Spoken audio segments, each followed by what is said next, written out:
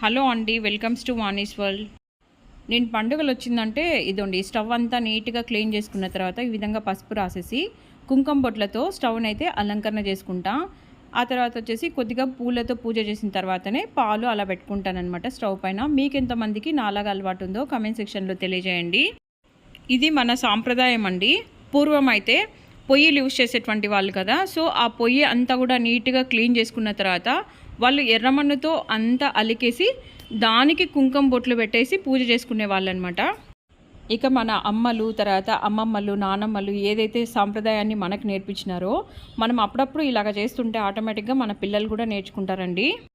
స్టవ్ని ఈ విధంగా పూజించడం అంటే అగ్నిదేవుణ్ణి మనం పూజించినట్టే అండి. ఇక మా ఇంట్లో నాన్ వెజ్ తిన్న ప్రతిసారి కూడా స్టవ్ అంతా నీట్గా క్లీన్ చేస్తానండి. ఇక ఈ మెసేజ్ మీకు యూస్ఫుల్ అనుకుంటే నా ఛానల్ని సబ్స్క్రైబ్ చేసుకోండి. థ్యాంక్ యూ అండి. Thanks for watching.